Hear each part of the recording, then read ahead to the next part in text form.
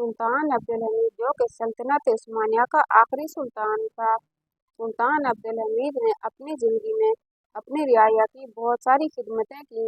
अपने नबी का आशिक भी था और दिन रात मेहनत करके अपनी अवाम की भलाई और फलाह बहबूद के लिए एक एक लम्हा वक्फ कर दिया।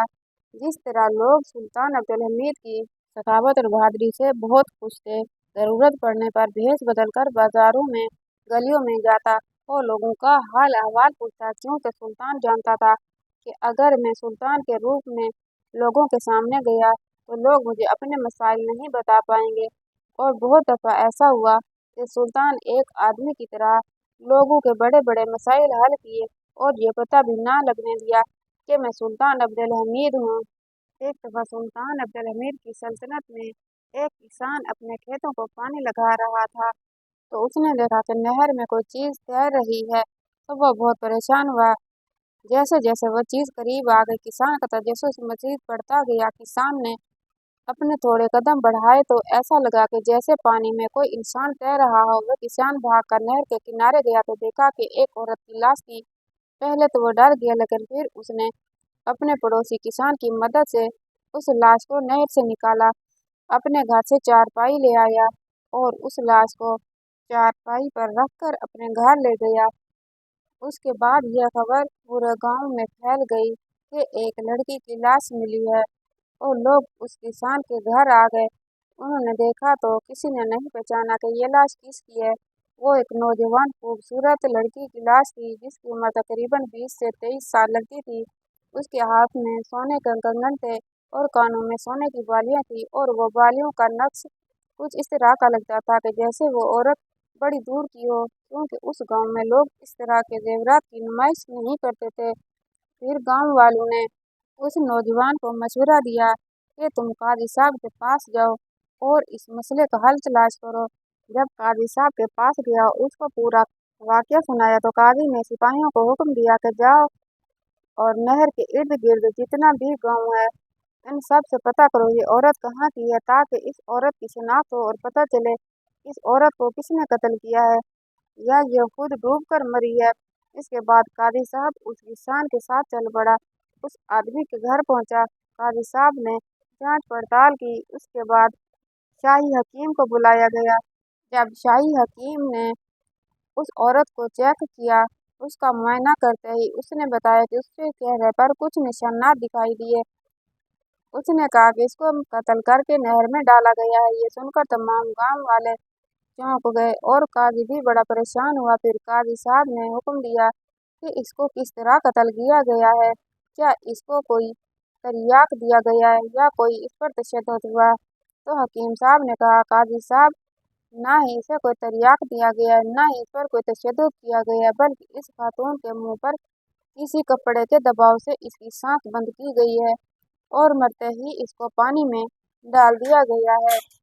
ये सुनकर काजी साहब ने अपने तमाम सिपाहियों को हुक्म दिया और सिपाही दिन तक पता लगाते रहे, लेकिन उस औरत के बारे में कुछ मालूम न हुआ।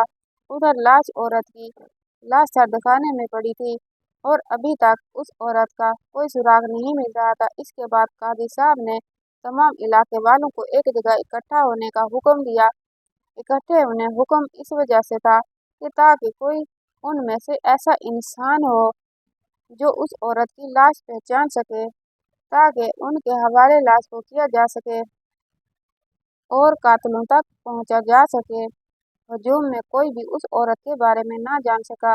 अब काजी और भी परेशान हो रहा था कि आखिर इस औरत के बारे में कैसे मालूम किया जाए।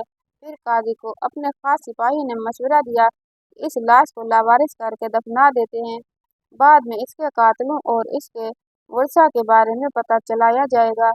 काजी साहब को अपने सिपाही की बात दुरुस्त लगी, लेकिन फिर हकीम साहब ने कहा, मेरा आपको मशवरा ये है कि आप ये मुकदमा लेकर सुल्तान अब्दुल अजीज के पास पहुंच जाएं। वो कोई न कोई हल जरूर निकालेंगे। सुल्तान अब्दुल हमीद के पास तमाम गांव वाले, काजी और वो किसान और हकीम पहुंच गए। सुल्तान अब्दुल हमीद को सारे वाक़े के बारे में बताया गया तो सुल्तान ने कहा, अल्लाह के हुक्म के मुताबिक किसी भी लाश को इतने दिन नहीं रखना चाहिए, लिहाजा सबसे पहले इसके कफन दफन का इंतजाम करो। बाद में इसके कातिलों का पता लगाया जाएगा। इसके बाद औरत को गुस्ल दिया गया। उसके नमाज जनाजा पढ़ाया गया। नमाज जनाजा पढ़ाने के बाद जैसे ही उस औरत को कब्र में दफन करने लगे, औरत के बाजू पर एक चीज देकर एक औरत चीख उठी, खुदा के वास्ते इस औरत को चंद लम्हों के लिए ना दफनाइए। सुल्तान ने कहा, ए लड़की, आखिर तुम ऐसा क्या देख लिया जो इस औरत को दफनाने से मना कर रही हो? तो उसने कहा, सुल्तान, मैं बचपन में अपने बाबा के साथ दूर दराज एक इलाके में किसी काम के सिलसिले में गए थे।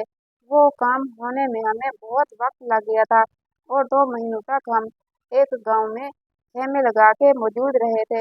एक दिन अब्बा जान अपने सिपाहियों के साथ शहर में गए तो मैं खेमे में मौजूद थी। थोड़ा ही सफर किया था कि एक घर से ढोलक बजने की आवाज आने लगी और ढोलकी की आवाज इतनी उत्साह देने वाली थी। जब मैं अंदर गई तो एक लड़की की शादी हो रही थी। लड़कियां तालियां और ढोलक बजा रही थी और वो लोग बड़ी खुशी से उस लड़की की शादी कर रहे थे।